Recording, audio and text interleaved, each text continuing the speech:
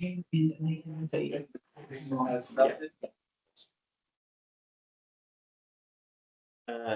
all, welcome.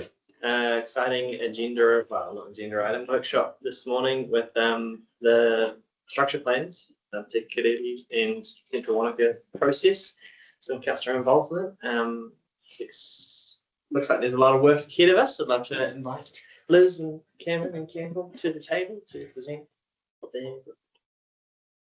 And I know that we've got Anita and Cam online as well. Kia ora all. How we doing? Good. You guys go for it. Take it away. Awesome, thank you. Yes, we've got myself, Campbell and Cameron Wood here today, who's just online. Just to take you through where we're at the moment with both the Te Kiriku, Frampton and the Southern and Central Wanaka structure plan. So the slides are split into a couple of stages. The first one, which Cam will take you through, is the structure plan process and where we understand council involvement will be between the Smart Growth Committee and full council. And then from there, myself and Campbell will talk through an engagement approach that we're investigating at the moment around use of citizens assembly for the Wanaka structure plan. So what we would like from today is basically just to get your feedback on the overall direction and our engagement approach, any concerns that you may have before the work progresses any further, and really hopefully endorsement to continue work subject to obviously future decision making. What I'll do now is that I'll just pass this over to Cam to continue to talk through the next few slides.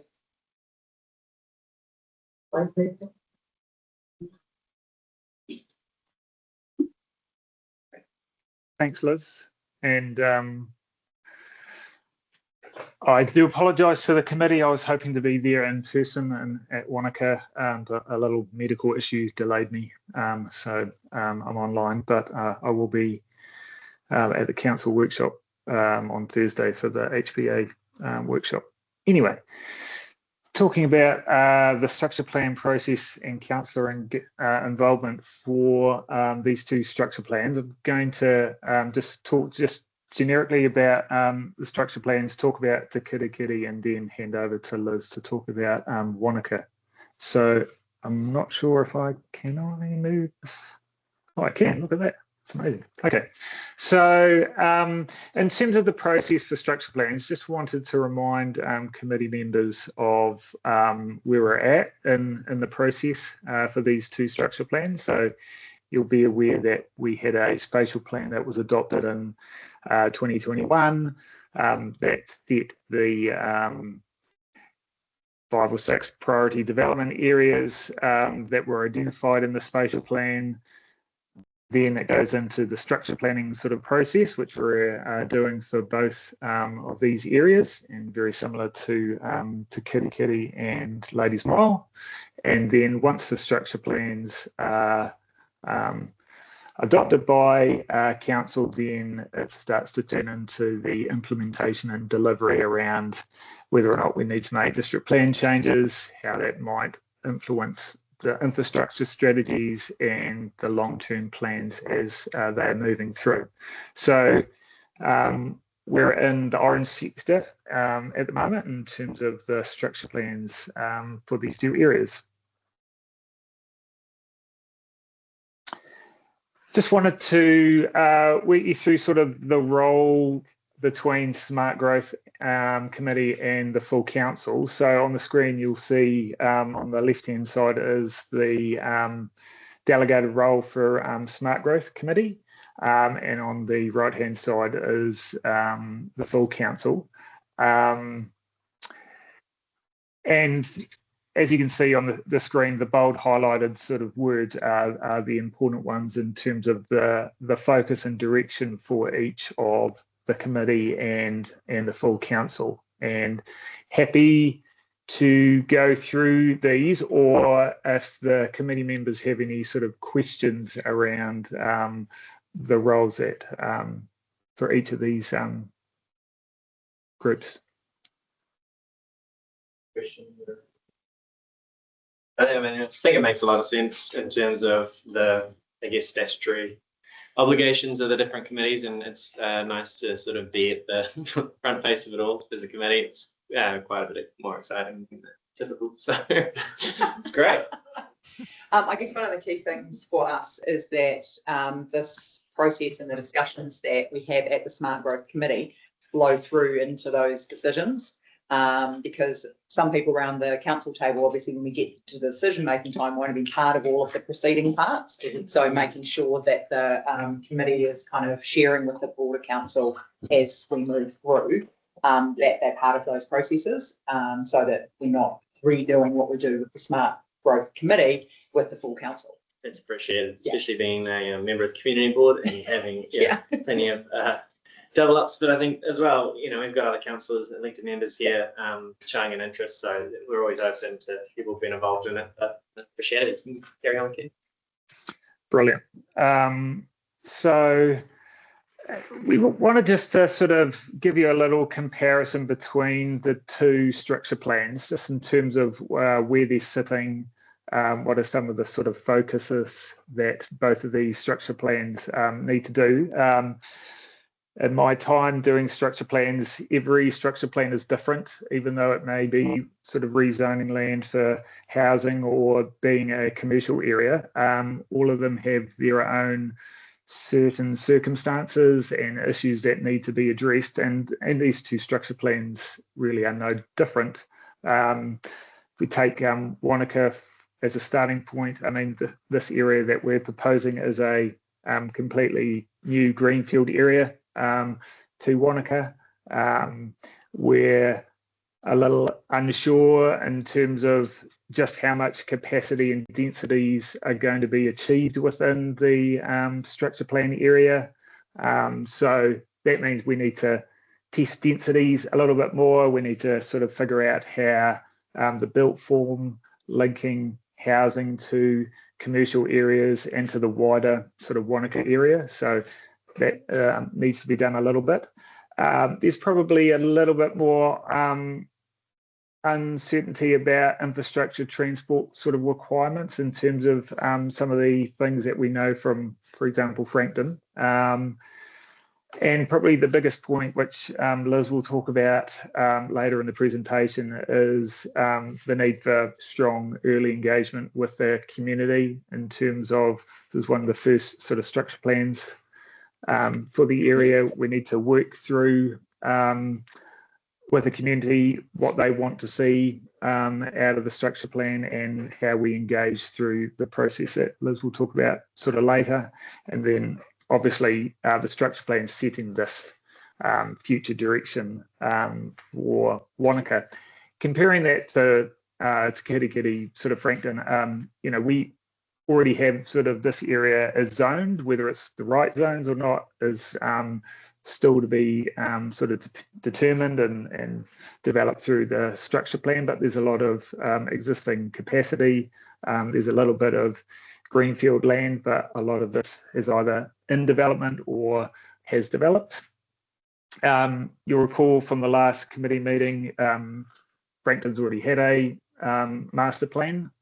So this is building on top of that in terms of just testing whether or not we need to move things forward or keep going based on what the previous master plan suggested. And that sort of means that we need to look at refining or integrating and optimizing sort of the developments that have occurred since the master plan in 2021, or whether we need to take a new tack based on new and upcoming sort of developments that might be occurring.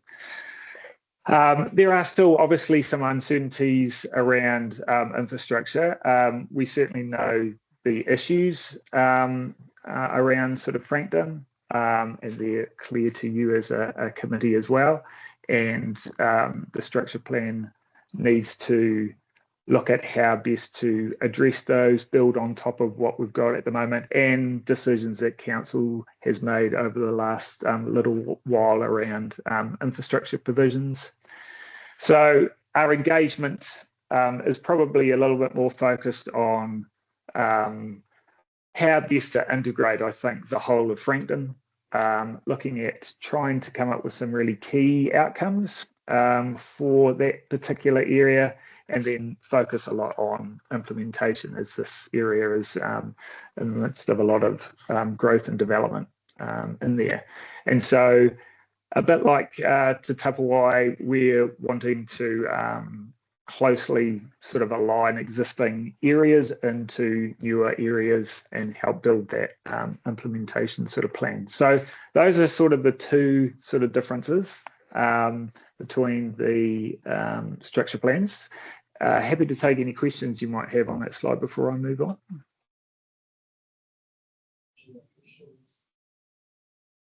I had one just in terms of what are some of the learnings, I guess, around the Southern Corridor structure plan that you feel like has changed how you move forward with this one? Yes. Yeah, that's a really good question. I think it's probably setting or getting really clear outcomes from what we want as a community and as a district for these areas, in terms of, is it just housing? How does it integrate into the existing areas? There were a lot of tension between, say, Jacks Point and Hanley Farms, and how we look at the type of housing that we're needing there. And I think Frankton is just as complicated in terms of the different requirements that everybody wants, and how to knit that together into an integrated package, I think, is going to be the biggest sort of focus. It would be great at the end of this master plan to come up with a really clear vision for you and the community around what Frankton is moving forward, and how best to achieve that, whether that's small steps or big steps to achieve that vision. Nita, do you want to add? Yes, I was just going to say, one thing we did learn from Te Tapawai with all the engagement we did for that was the community really wanted us to build on existing community engagement through what we'd had through the district plan and the spatial plan. And they said, you know, tell us, they really wanted to see that we'd listened to them and we'd built their views into the structure plans. And so they were a really important first steps in our process, is really building on all the engagement that we'd already done. So it wasn't just a fresh approach. And I think Frankton's a really good example. We have a really high base of information, and we've done a significant amount of engagement with our community. So it's moving forward, how we're using that to then take the next steps forward to complete the structure plan, I think, is really important. Yeah, sorry. Sorry, through the chair. And it applies to both Frankton and Wanaka. When we're doing a structure plan and we're looking at density, and it's certainly the case that Frankton have, if we're zoning a land for density for 4 stories or whatever, how do we actually make sure that's delivered? Because we've seen a whole lot of land in Frankton that zoned both density that hasn't been used for densities, and that I guess is the weakness in the structure plan. So how do we get the market to deliver, same in the Homestead Bay, how that works? So that's just one thought that maybe Park will come back to. The other one is just in terms of the Frankton structure plan, looking at the Frankton master plan, is there any intention to change the area or extend the boundaries? Just thinking about sort of the development that might be happening to the north, gondola stations, things like that open up potentially new areas for development. Is that on the radar for this exercise? Try and answer the first part of the question. The structure plan process is obviously not a zoning process. That will hopefully happen later at some point when it's ready to go. And what tends to happen between the structure plan and the Resource Management Act or planning bill process is that the structure plan is a much sort of broader focus at this point. So we can kind of look at those densities and put forward what we believe is appropriate. It still needs to go through that zoning process, which will be tested. And so inevitably there may end up being some changes between where we get to now and where we end up later. And there's not a lot that we can really do about The Ladies' Mile was an interesting one when we went through that process and we did a streamlined planning process on sort of looking straight up against it. Structure plan, master plan actually foresaw quite a lot of density, but then the process that took that through didn't think that density would happen to that level, and so it kind of, we took some of the provisions out, if you like, that gave a maximum density because we didn't think it was, the economic evidence didn't see it as maybe an area that would really grow that way. But what we've got is a market that is raring to go with that density, is now really testing us in terms of, can we provide the infrastructure it needs? What will that maximum density look like? So it can go both ways. Sometimes it can fall under, sometimes it can go over. But the market response will really lead that, I think. Charlie, do you have anything? I think John's question is more where we say we want a certain density. Yeah. How do we encourage the market to build at that density, not well below it? Yeah. Yep. So that's more. So what Yeah. what I was going to say was, so I don't know, I think this is my 6th or 7th structure plan that I've done for councils, and one of the things that I've probably learned is we need to have sort of good relationships with developers to actually sort of test the market around what is achievable and what is feasible. So if we go in sort of saying that, you know, 8-story high apartments is what we want, and the market and the developers are going, yeah, we don't see we can do that, we can only do 4 as an example, then we need to sort of have that discussion earlier on to see if there's the ability to go higher or not. So there's a lot of testing that I've been involved with developers around what the market can provide now. The other part that we need to sort of look at is what do we need in the future, and can we help shape and move developers to actually go a little bit higher as well. So there's that. And I think the second sort of part, and I was at the planning conference, and we sort of talked about, I was talking about Te Tapawai as a presentation, and there were a couple of other presenters from Australia and Auckland, and I think how flexible the provisions are to achieve densities is probably something we need to sort of look at as well, in terms of, it's not necessarily you must do X amount of density. It's about, is it a range?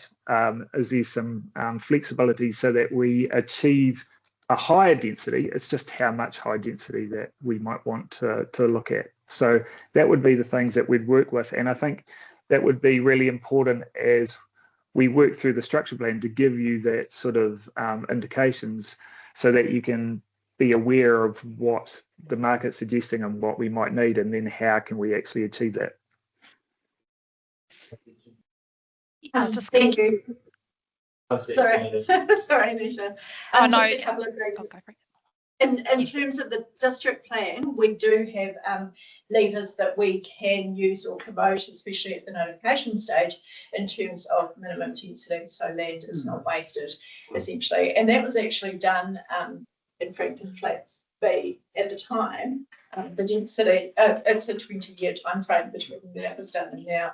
Essentially, because they were looking at nearly quarter-acre type sections out there, and we were able to prevent that. But even now, when time passes by, definitely there's been a shift there. So the mechanisms in terms of district planning is really important to try and stop, I guess, wastage of land, so that we get those densities in appropriate places to give effect to our structure planning processes.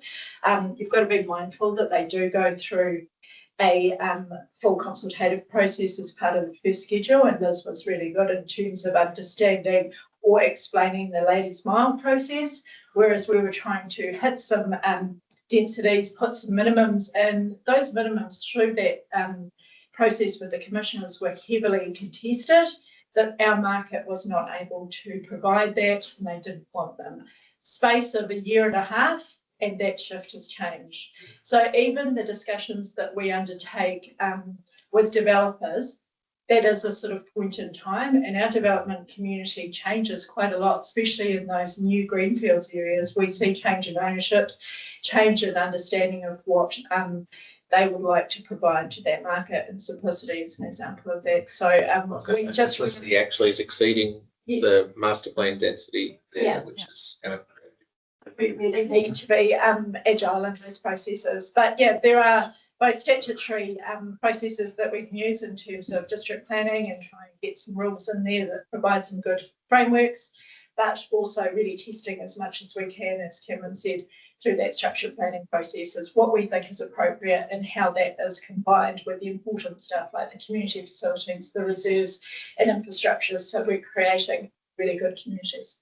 That's my two cents. Going to John's other question, the scope of the individual structure plans, we fleshed this out a bit at the last meeting, particularly regarding Frankton, because you're right that the area of focus, the area of influence needs to be thought out. So that was something, and I mean, I did know that there wasn't a revision of that in this document because we hadn't specifically looked at that. So maybe there's something we need to touch on today, but yeah, we'll touch on it a bit later for Wanaka as well. So at the next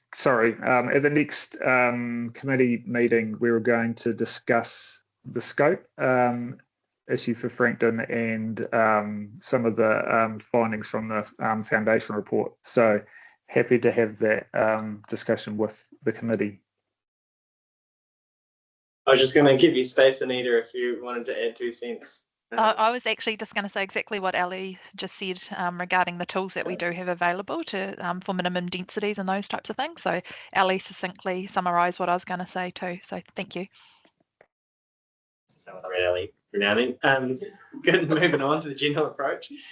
You guys. Just one other thing. So I mean, one thing I think we need to be mindful of is timing, because the timing of each of the different ones is driven by different things. Sometimes in some cases we're too late, but we're trying to make the most of it, and in some cases, ideally we want to do this before develop. You've got a blank canvas, you're doing it before development, everything occurs exactly how you want it. The reality is that that's not really the case, because there's some people have done some stuff, other people have got different aspirations, but these are quite different in this case, because as John highlighted, Frankton is moderately developed. You're trying to fix problems and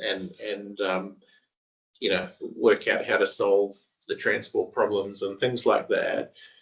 The Wanaka one, 3 parks, we're sort of part way through. We've got, make sure we protect transport corridors and recreation space. There's some key outcomes there. The South Wanaka one's really interesting because we risk, at the moment there's no pressure on that. It's not an area where there's people developing readily, apart from east of Orchard Road. Now, we need to be mindful that there's a risk that this will actually promote development in that area where we're currently not under pressure, but we've got to find that balance between getting ahead of it and promoting it. So I don't know the answer to that, but we've got to do it, we've got to frame the conversation in such a way as it's not now, but it's like when this is developed, these are the things you need to think about in the future. And once again, there's different categories. There's priority development areas and future urban areas, and they're dealt with differently in the spatial plan as well. Ending to you guys. So I'm assuming you're taking over this part of it. I think we've still got Cam for 9. Okay, great. Move on to where are we? General approach. So in terms of the process for the general approach, as you can see, we've got approximately 6 steps for the structure plan. we had the briefing at the last, we had a briefing at the last committee meeting, and today we're having a workshop around sort of engagement, especially around Wanaka, and then in subsequent workshops we'll talk about early investigations, what we've found, if we've done engagement, what some of the updates that we've sort of seen, and then there'll be a workshop around draft spatial scenarios, and then we have a decision around the scenarios, the community engagement, and sort of the draft sort of structure plans, and then that moves into the council side of things in terms of putting it out for consultation and then adoption. So at the moment we're on step 2, and I think we'll just briefly talk about Te Kirikiri Frankton's engagement approach, and then I'll leave it to Liz to talk about Wanaka's. So taking that same diagram and just overlaying Te Kirikiri. So we're having this workshop today. At the next sort of workshop, hopefully in April, May sort of time, we want to talk to you around some of the initial findings we've found from the foundation report. I want to have that further discussion about scope, because I think that's just important to set as early as we can in the process. And then there'll be discussions over May and August around engagement and what we're doing, and inviting you to the engagement workshops that we have with stakeholders in terms of starting to develop some of the things for the structure plan to focus on and address.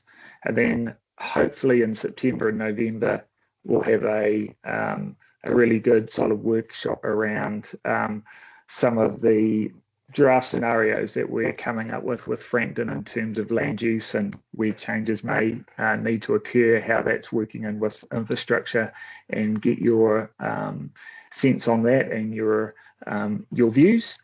And then we're hoping late 2026 that we may have a draft structure plan for to go to council for adoption. So we would seek Smart Growth just to say, are you okay with that before we take it to council? And then the goal hopefully is in the early 2027 to take it to council for adoption, to be released out for consultation.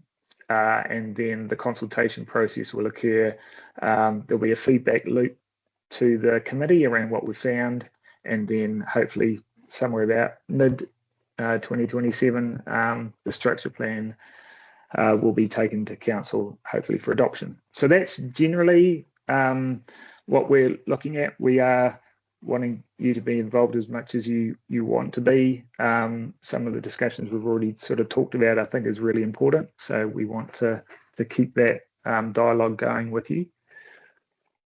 On that note, in terms of the workshops that we're proposing, look, we'll prepare material for you and provide it to you before the workshops. We'll obviously hold the workshops with you in terms of what that might be. It might be a discussion on density. It might be a discussion about land use and infrastructure, those types of things. We'll hold the workshop, and then we will review the outcomes from the workshop that we have with you, and then it's an iterative sort of process, as you saw on the previous screen. There's going to be a number of these. So there's a lot of interaction and involvement to make you as comfortable and that you can be on the structure plan, and allow you to have your say around what should and shouldn't be included in the structure plan for Frankton as a whole. So I think that is the last slide before I hand over to Liz. So happy to take any questions that you might have in terms of that. Can I just ask you, Cam, to talk briefly about the approach for engagement with the community? Because obviously we're about to talk about the Wanaka structure plan engagement approach, which is about our engagement approach with the community. and contrasting that with what we're doing in Frankton, which is not the same. So I just want to make sure that the committee knows how we're engaging with the community for the Frankton structure plan. It's a lot more light touch than the Wanaka one because of the pre-existing work. So can you just talk to that briefly? Yeah, so look, we're setting up about 2 or 3 workshops with stakeholders from the Frankton and wider Queenstown area. So that will include yourselves, people like the Ministry of Education, developers, health, housing, business, infrastructure, all those types of people, and there'll be others. And we'll get them into a room and we'll have 3 workshops that just talk about the current state of Frankton, the future state of Frankton, and then how do we actually achieve that through spatial sort of options. Alongside those workshops with the stakeholders, we're really keen to do some engagement through social media around coming out of some of those workshops, what are something that we can test with the community on to keep them involved in the development of the structure plan before it gets to the full consultation. So we may well do some surveys, some interactive sort of polls, some questioning of the community through using our ArcGIS tools so they can pin things onto maps, give us as quick feedback on a range of subjects so that we can factor that into the development of the structure plan.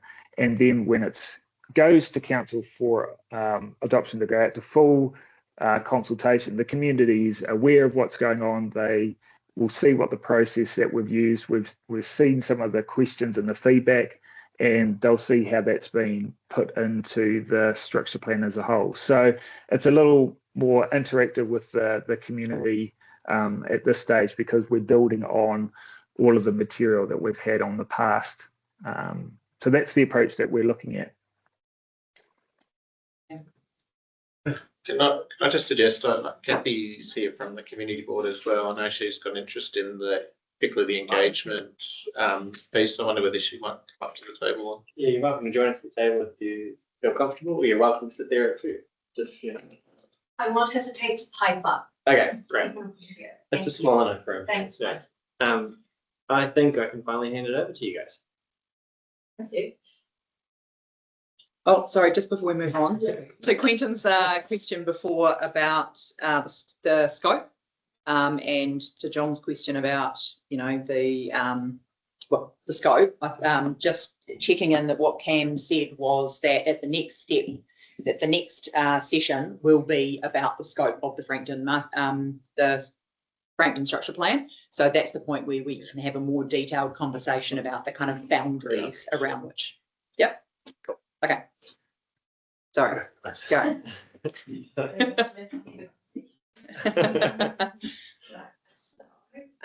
Yeah, myself and Campbell are going to split these slides into 2 basically. I'm going to start with some of the slides are what Cam's just spoken to at the same point at the moment, but what you'll see from the bottom line of our argument is that our time frames are much further out.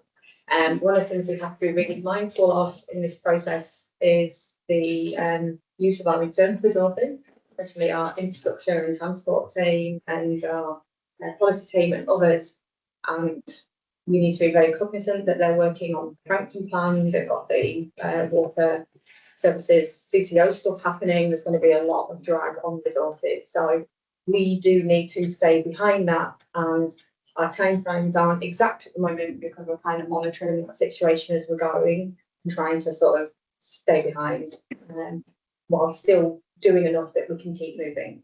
And so for us, the focus at the moment is to get the engagement plan and strategy right and look at how long that's going to take and how we're going to work through that, which is what we'll talk about today.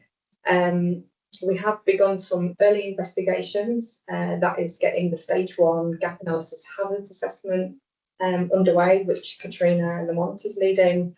And we've also just signed up Critica, who will be doing our ecological report. So they're currently working within the mapped boundaries areas, which we'll talk to on the next slide.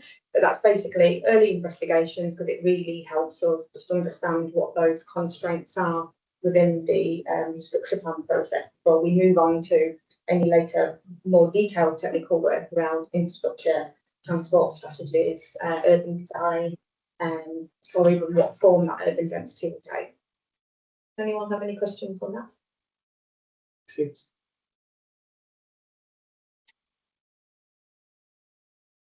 So, yeah, we have our structure plan map here. This is still under a little bit of discussion as to what the boundaries of these that the structure plan will follow. But what we have at the moment is we've got it separated into 3 key areas. So the blue area is Wanaka South, which is a future urban zone that was identified through the spatial plan. We also have the pink area, which was a growth development area, which is the Wanaka town centre to 3 parks, and it sort of extends along the that road, like Lakeside Road. Lakeside Road. I was going to say Lakeview, and I knew that was. And then we have the area that's green, which is basically sandwiched pretty much in the middle. And we've included that just so basically we take a more holistic look at the Wanaka area. We can integrate better the infrastructure and the transport requirements. And yeah, these big 3 areas basically will end up having a lot of dependencies on each other. And we've included some of these areas have expanded a little bit beyond the urban growth boundary, especially in the kind of Wanaka northwest. One of the reasons for doing that is we really want to make sure that we've covered that off with our hazards assessment. We didn't really want to leave it out. I think there's always a bit of a risk if you don't include all the areas at the beginning. It's harder to get them through or look at them later, even though they might be brought in by other parties. But it also, what I'd like to point out is that these line boundaries aren't currently hard and fast.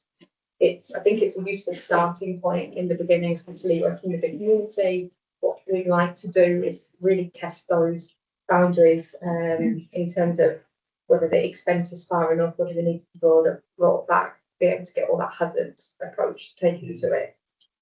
And this doesn't necessarily represent where the zoning will be after this. The zoning process is a separate process that follows from this. This is just the area that's being considered when we're considering all of the things that need to be considered for planning the area. Yeah. And yeah, I just want to touch on all that. I mean, look, the priority development areas were nominal areas that have soft boundaries, if you like, and you know that represent the pink area is a priority development area, and like Frankton, we can discuss the sort of exact parameters around that. But in the spatial plan, sorry, the future urban areas were spatially defined, and so the blue area should relate specifically to the spatial plan, the future urban area as it's defined in the spatial plan. And so, and I've spoken to Penny and Liz last night, and hopefully we can correct that. I think that, and the green area, look, I accept that we can, once again, we can sort of determine whether that comes in or out. I do have some concerns that we don't make that too big, because it will give an expectation that those areas are on the table for urban development. And I think we've got to be careful there. There's nothing more certain that if people see a colour over their land, they will see it as an opportunity to develop. And we just need to be mindful of those unintended consequences. So, look, except this will take, I think, you know, from what I'm hearing today is that we'll get another version of this at the next workshop around the extensive Frankton Flats master plan, and yeah, I suppose I'm looking for some indication that the blue area particularly can be tidied up, and a bit more thought given to the green area. I think I'm not saying exactly.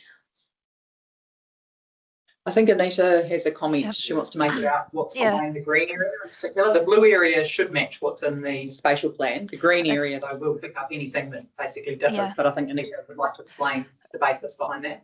Yeah, when we did the priority development areas and the future areas, they were never meant to be a hard and fast boundary.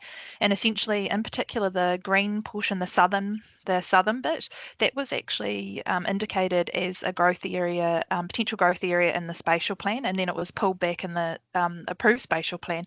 But what we've learnt from Te Pūtahi is it's really important to include areas at this stage, and then we can pull back. So just because those areas are indicated doesn't mean that they are appropriate for development. It just means that they need to be part of our consideration, and that's a really big lesson we learned from Te Pūtahi, where we had an area indicated in the draft.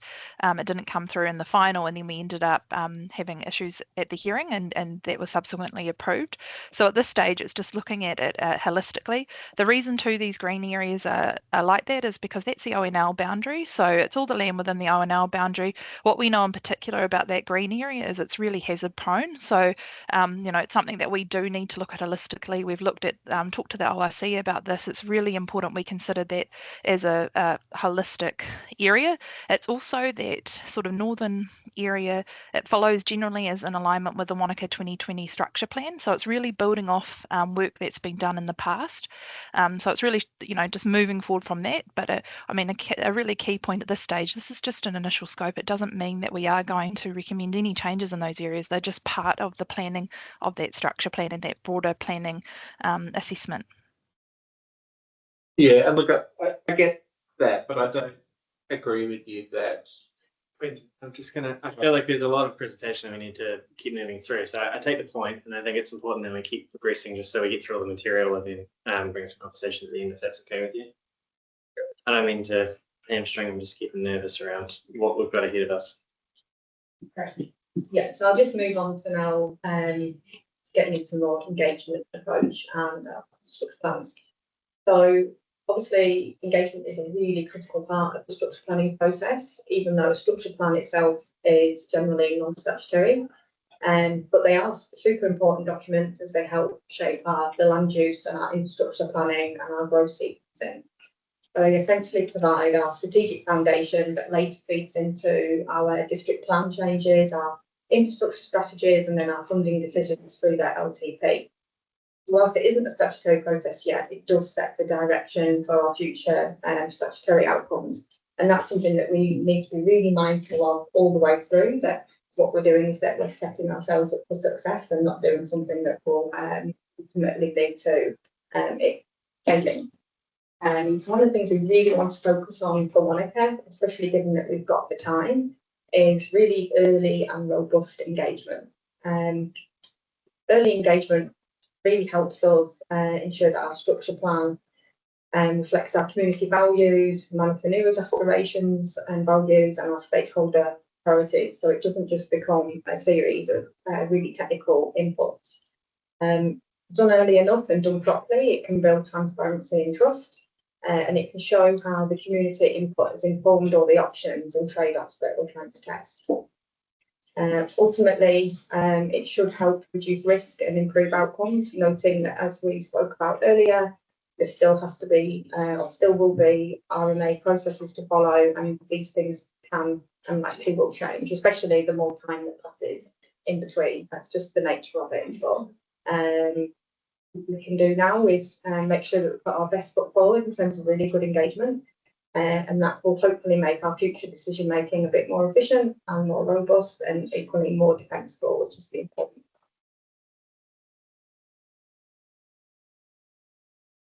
So in terms of our legislative and policy framework that we have, thinking about what we need to do now and where we need to head in the future, we have our LGA 2002 and we have our QLDC significance and engagement policy. So these basically require that our decisions, especially from the LGA, must be transparent, informed and proportionate to their significance. And in terms of our own policy, ensuring that our engagement matches the scale and the impact and the level of public interest. So these are the two main frameworks that will need to guide us through the next stages of how we determine how we complete our engagement, who's involved, what's the timing. And then ultimately beyond that, we always need to keep an eye to the fact that this will be used in a later RMA or planning bill process. So we basically need to ensure that when we gather our technical evidence and what we're doing for engagement can inform those later processes. Yeah, any questions on that? That makes sense. Okay, I'm going to now pass over to Kevin. Sure, thanks, Liz. So just framing this section of the presentation, a reminder about but engagement sits on a spectrum. The IAP2 is kind of the leading body in terms of defining this, but roughly from inform to empower, there's different levels of essentially public input, robustness, and weight on decision making. Broadly, not just Queenstown, not just New Zealand, but throughout the world, there's been a decline in trust in local government or government processes in general. And there's been experimentation with different types of engagement approaches, and some successful approaches were used in New Zealand, for example, in Auckland. So along this, with this backdrop, we have investigated whether we could use a citizens' assembly or deliberate engagement approaches more generally for the Wanaka Structure Plan. So on this basis, we kind of undertook an investigation.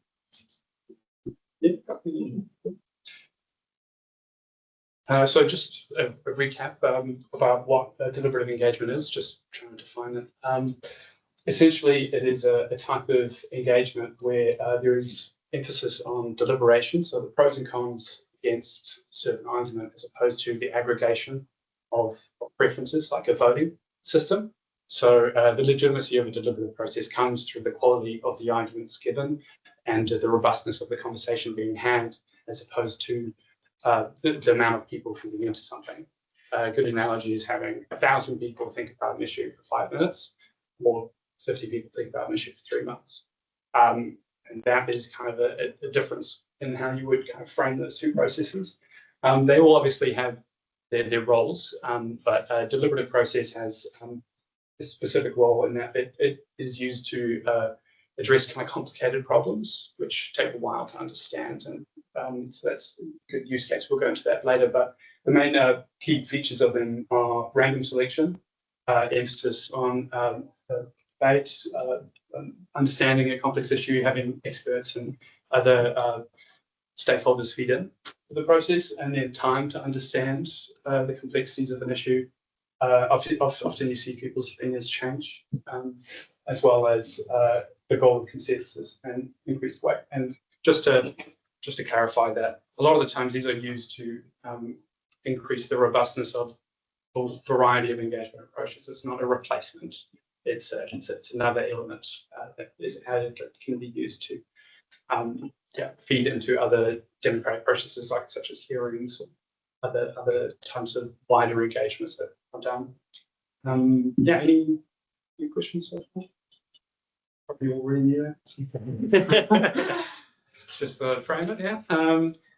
So what topics are most suited for deliberative processes? We all know this already, but just complex processes, value-based dilemmas, topics which are controversial, which are so divisive, where it's been maybe a long-standing issue, which I know has some issues we have.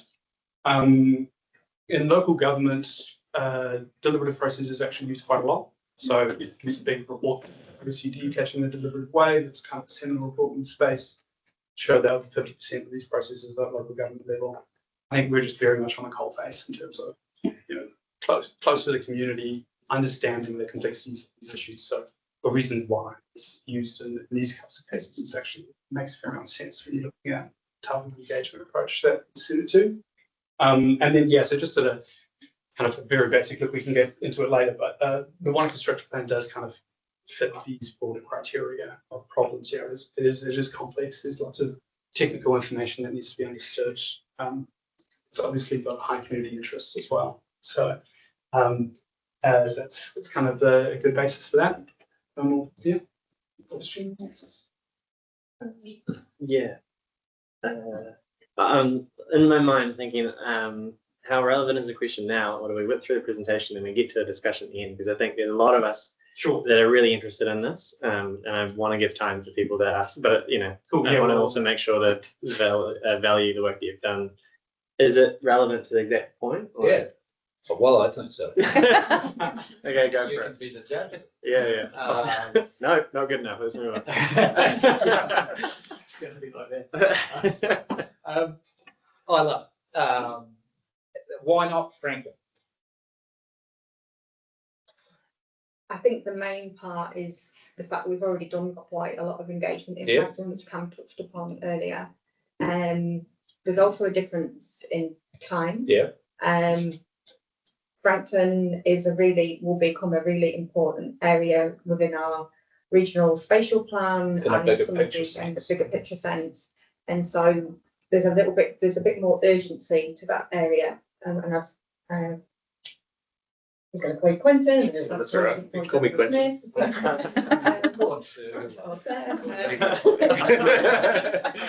As has been sort of pointed out, Wanaka South is still very early. Cool. Thank you. We don't want to push it too forward, but it gives us lots of time. I knew you did a good answer, but that was even better. Thank you. Yes, thank There's you. been quite a As I said, long the lead spatial- up to get this process right. So yeah. They are actually different. One of one of them's priority development areas and one of them's the future urban area. And so the priority development areas obviously are priorities. Already. Small communities there. Anyway, Yeah. thank you. That's Go through. So just an overview of different deliberative tools that kind of assessed, but kind of have been used throughout the OECD and New Zealand, really. As you can see, the ones at the top, those are the ones that use random selection as a main kind of part of their design. That's called a mini public, which is basically when you randomly select people and they're representative for, as you all know. But then there's also other deliberative tools that don't necessarily have a random element, but they do have more open calls, so you could use different design elements for those. But it's important to kind of think of them as a spectrum of different tools, and you can kind of pick and choose, but ultimately you can use them for different purposes. But it's just showing the variety of kind of different kind of tools that you can think of. There's more things than just a citizen assembly. It is. We'll run straight to the top of the list now. Yeah. So why Citizens Assembly for Wanaka? So Citizens Assembly was identified, as kind of alluded to earlier. We do have the time and we've got the necessary resources to do it right. I think it's important to do something, especially if it's maybe something quite new. It's good to do it in a robust way. So then it sets the precedent. There is precedent as from other parts of New Zealand for these types of processes to be used. So the water care example is the most kind of famous one in New Zealand, maybe, but then there's also the Wellington City Council. But they kind of show the usefulness in having a mini public kind of design for this, where you would have a group of people to understand technical information. And it also, having a slightly lower number, I think we could probably phrase it in a different way, where it's an assembly or a jury, or assembly does have more kind of tasks. It's just known more. I guess we can play around with the exact design of the numbers in the sessions as we kind of build the design of the engagement process. We don't want to lock ourselves in, but has been identified as a useful tool. It's just the exact details I think would be important to get right. And there'll be future workshops with you in that scoping of how this will actually be done. This is just an introductory session about what the thinking is before we enter into that. So time and funding is basically so necessary bottom lines. You probably already know this, but a key kind of learning, talking to other processes, is independent facilitation is important, robust facilitation. You also want to be seen as having a process which is not kind of necessarily gerrymandered or anything like that. So you need to have good random selection processes, good ways of presenting information to people in this way that is not necessarily one or the other. So having an independent facilitator is pretty great. There's also necessary analysis or time to understand the process, as well as cost and also the weight of the recommendations as well. So having a process being done and then having some not necessarily promise, but just kind of some agreement that this would play a role in future processes and future decision making, because then obviously we're doing it. Great. Yeah, sure. We can move on and then take questions at the end. Probably just acknowledging that when we spoke to Wellington, that the cost of theirs is around 88,000. We do have budget allocated for engagement for Wanaka, which is, I think, around the $200,000 mark, so it's quite a substantial amount. That's not to say that's where we want to get to, but we always knew that we wanted to spend more time on Wanaka and really get the engagement right. So that's kind of why we prioritise some of that budget around the engagement.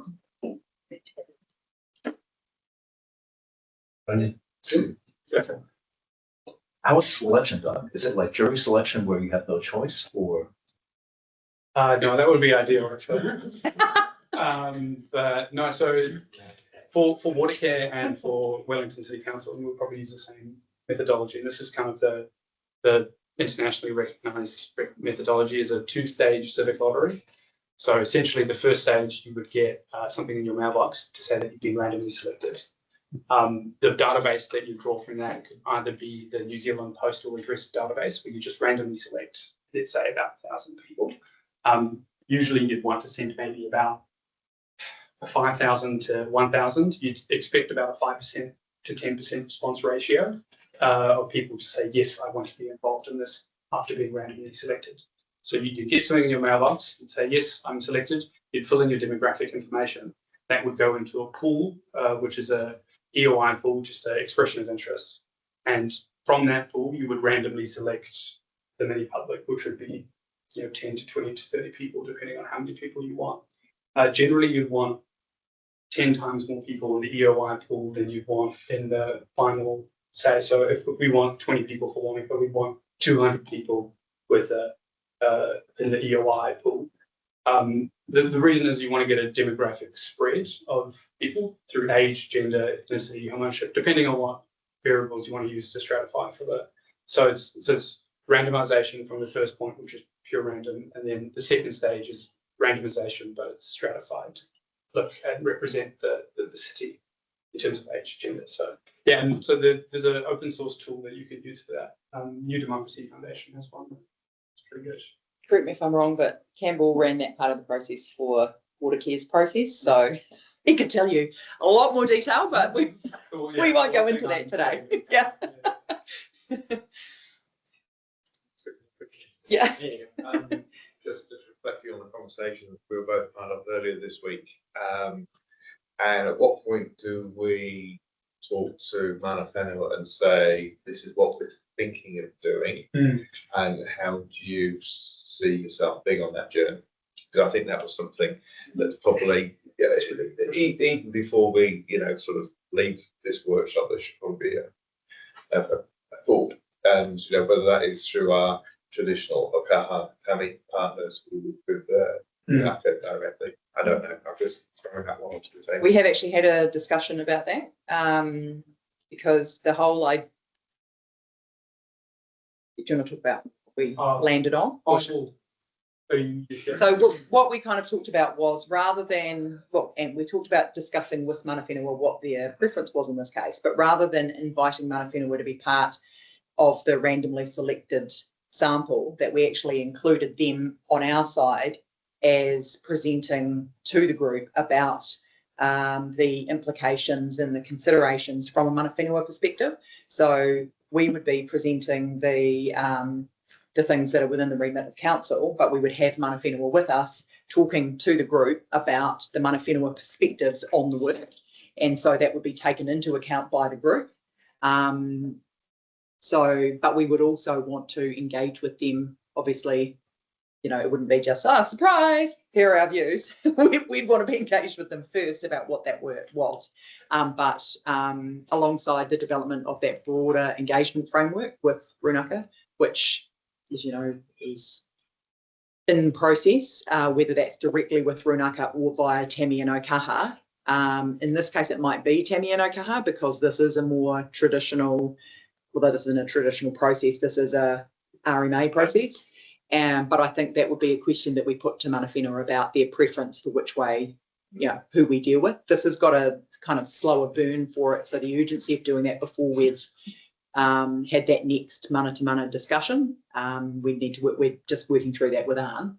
But yeah, there's kind of two parts to it, is the discussion with them about what their views are, so we can bring them in, but actually bringing them into the process alongside us when we're working with the Assembly. Tahu are very much part of this structure plan process. They're part of our project working group. We're having regular monthly meetings with them. They're engaged in our ecological report. They're going to be part of that process. We're already setting up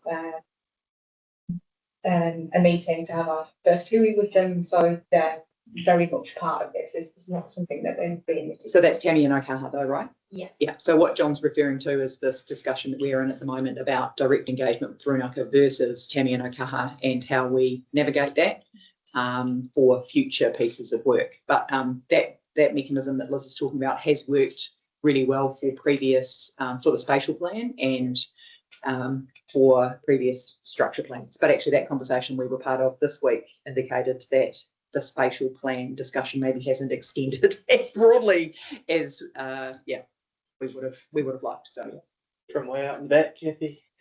I'm just going to say, as an example on this topic, Horurua recently held the Te Tiriti Citizens Assembly, and they had a group, the traditional Citizens Assembly approach, which was the across the whole population, that did its mahi, and then there was also a group assembled by Ngāti Toa to do just alongside it. So it's kind of what you're talking about, not to predict exactly what you might end up doing, but that is an example of what's going forward.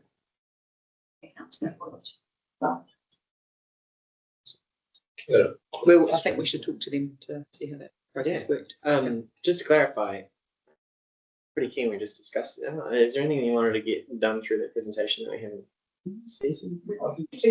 Just to be my okay, I'll go for your question first. Yeah. Thank you. Just on the sample, the community that you're using it, because I was looking at the map earlier and I don't want to see one council, it's not allowed to go. But that's so the other side of Riverbank Road. What is the community? Is it just that within the lines, or is it bigger than that? It's a good question. Yeah, I know what people are. It's got everyone. Yeah, it's got a broader impact than Yeah. just what's within those structure Right. boundaries. Oh, I'm happy. Thank you. Great. Cheers. Yeah, it's drive. I suppose at a high level, obviously that's going to be a super interesting one, the South Wanaka, because I mean we've really got no engagement with specific landowners there at the moment, because there's just not, apart from maybe Hopkins or something who are being engaged through district plan processes. So, they're trying to form a group of 20 or 30 individuals that are key stakeholders, not the only stakeholders, that is going to be really interesting there. And that's going to be some of them just will be super keen, others won't be, so yeah, that's going to be super interesting. But then there's going to be other things. We've already heard from people who want to protect sort of ecological values. We've heard from people who want, there'll be active transport needs. There'll be, going, is there a playing field or something need to be here? So there'll be other stakeholders in those spaces that we need to engage with in the broader community for sure. I think it's key for the citizen assembly approach that it's not engagement with stakeholders. It is a random sample representative of the community, the wider community.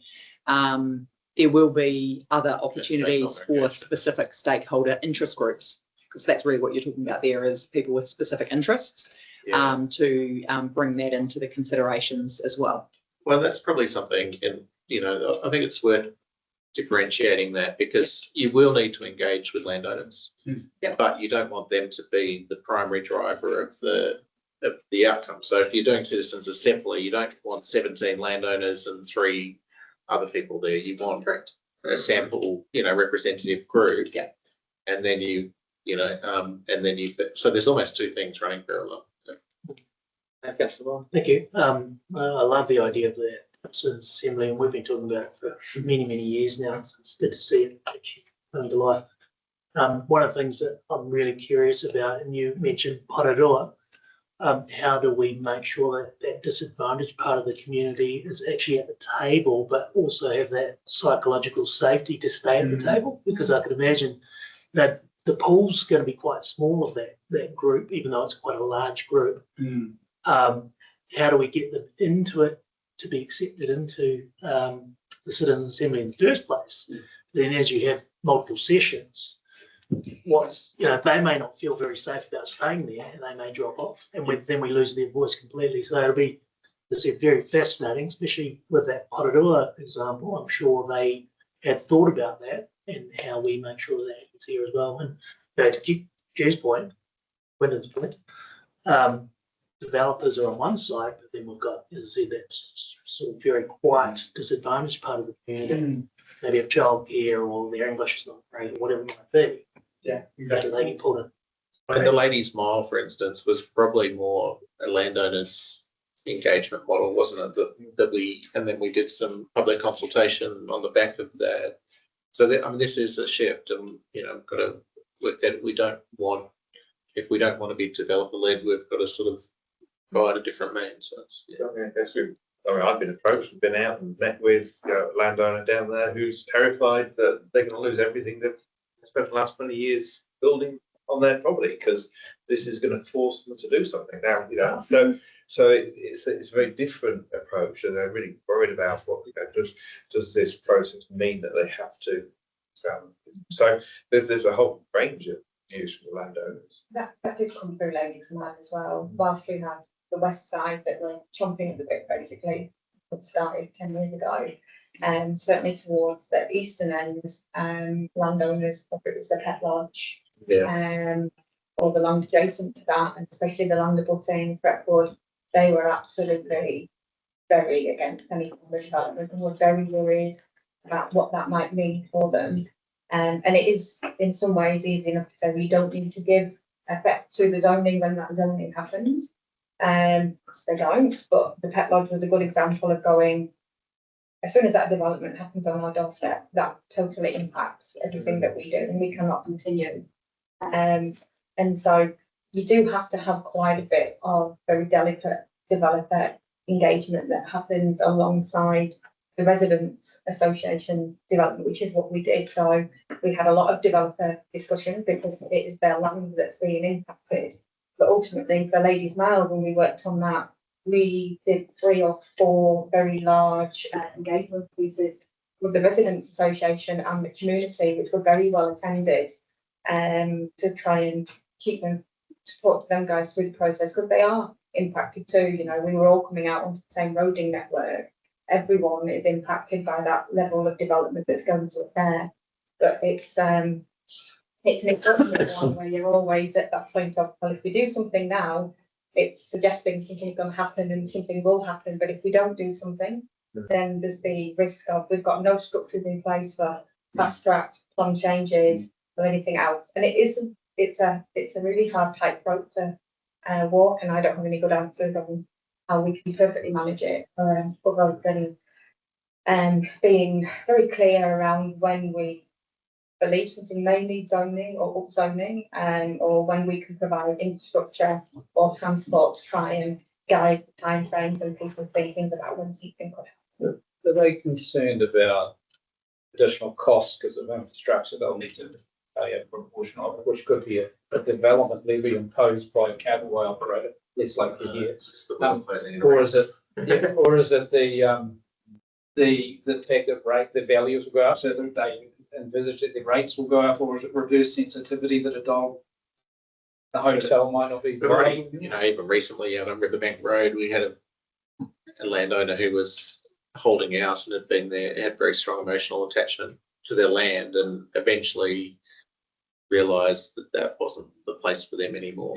Because the subdivisions going on around them and the intensification, and it just, dare I say it, in that case, they're better off taking the money and going and enjoy it somewhere else. Because that's happening in our and so while it's easy to say they're not forced to, in the end they sort of are, by the changing world around them. We've got to be sensitive to that, but it is, there's a bigger. Well, that's that hopefully that then though is part of the conversation. That the change is going to happen. It's going to have different effects on different people, and people go through stages in their life as well. So thanks for that. Anita, did you want to mention Oh something? yeah, just quickly, sorry, this is going back to Matt's question. When we did the spatial plan, there were a couple of areas that we wanted to do some targeted consultation, and with Kathy helped us with the Luggett and hardware, and we actually tried to purposefully get a really mix of the community, and so we actually invited a whole range of people to those engagement sessions, and it was really productive, and it gave us quite a different view than we'd had previously. So just noting that we have tried these sort of informally in the past, but this is a really big step, change and making sure we are getting that broader view in the projects we do. Yeah, actually, sorry, just building on that with the psychological safety, I know that the water care process, having a facilitator actually negotiate the kind of, relationship building amongst the participants was really important, and having, childcare, transport, those types of add-ons to allow people that, I'd love to come, but I need to take care of my kid. And, all right, cool, great. Well, how much we can, So allowing those little extra levers for people that traditionally are left out of these things to become part of this kind of whole point. So it would be, a really important consideration. And how the activities are designed as well. So that Yes. Yeah, exactly. The information needs to be understandable, which is why it's really good to take the time to fully kind of, you can't laying trains for a train track every 2 weeks. It's, And one of the reasons for the cost associated with this process is getting a experienced professional facilitation and, well, not just facilitation, but preparation and running of the process. This next Rushbrook, are you doing it? Yes, Yeah. we wrote a paper that informs this thing. He and I did. No, I'm just super excited. This is exactly what we were wanting, and this seems like a really good, and I totally understand the why and want it. And I think we should start with one as well. Do our best to get that right, but make sure that we're learning from it. Because I think this would be an exciting step forward in terms of. I think that's a good principle to keep in mind as we move through this process. Like it won't be perfect, and there probably will be some missteps made on the way, and we just need to be agile to move through that and to improve as we go. Communication strategy with the media as well. It will be. Yeah, this is coming off the back of this. We didn't want to write a communications engagement strategy until we had a little bit of feedback. That's nice. I wanted to make sure you were on board with it before we went and told everyone about it. Very good call. Well, I think the fact is, I think it's going to be very well received, particularly here in Wanaka. In fact, it's just occurring to me now, we sat in this room. I don't know if any of you were there a few years ago now. This room was oversubscribed for a public event with Max Rashbrook. And the title of the talk was Power to the People, ? And it was all about where does the power lie in a community, and does it lie with local government, central government, the people, and this is where we first talked about this concept of citizens assembly. People really love it. And I think it is super empowering. And I do, but the comms around it obviously are going to be key. The boundaries for the input itself and what it's going to be used for is, all part of that. And the fact, for example, that it is a separate process from the kind of stakeholder engagement that Quentin was talking about. Those are all pieces of the puzzle. But I think it also demonstrates from this particular council the willingness to try things like this. And I think it's only good news. But it doesn't mean we won't have some missteps along the way, and that's all part of it. One of the challenges is managing expectations around, because if the deliberative democracy stuff results in a certain direction, but we're pulled in a different direction by government policy or RMA reform or whatever, we do risk having an expectation management problem. But as everyone said, we have to do things differently. We've got to be seen to and be listening. communities. I think one of the beauties, what? Sorry, that was weird. One of the great things about this process is that part of the sessions that you have with the Assembly include working through what the constraining frameworks are that you're working in, so that they understand that when they are then working on what the solutions are. And that is one of the problems with more traditional engagement, is that there is actually a huge amount to know in that space, and you can't, it's really difficult to clearly communicate that in a traditional engagement. As you guys know, when you have to go out and talk to the community about the things that you've spent hours in workshops about, one of the key things with this process is that the people in the Assembly are going through that process, and so they understand the frameworks that are being worked within, and that's part of the context that they bring to it. And helps value the community. I mean, the community will change partly as a result of it, for good and bad too. But communities are constant.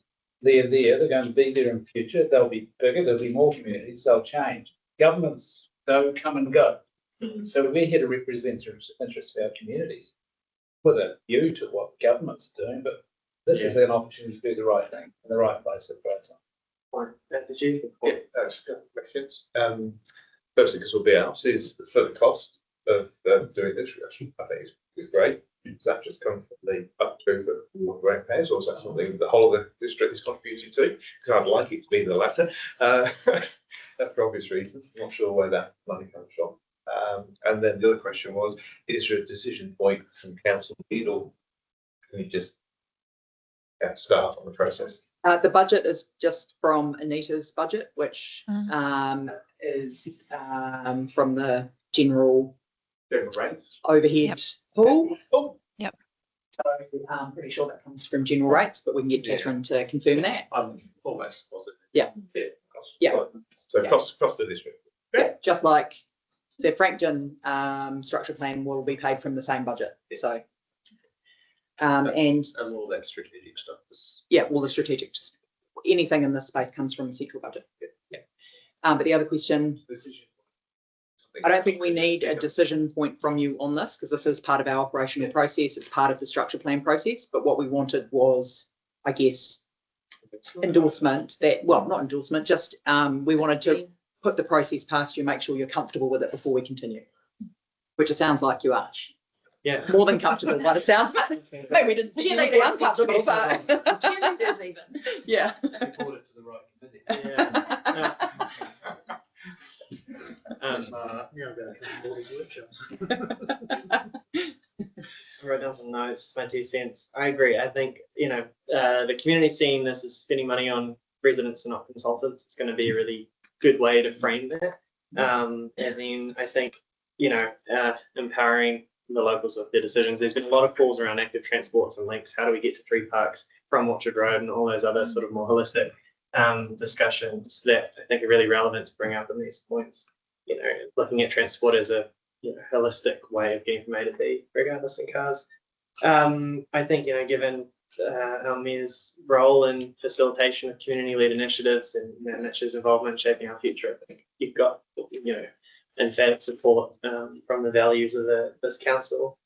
But one of the things I feel like, the 2 things for me is, one, once we create this plan, what are the incentives to enact it, or to play it out? Because it's one thing putting it up there, then it's how to actually enforce it. And building relationships with developers is good for a time if you've got a good relationship, but as we know, it can have a flux of new people coming in, and it could be a different developer that does it. So I think ensuring that it's systemic and that it outlasts those relationships is really key.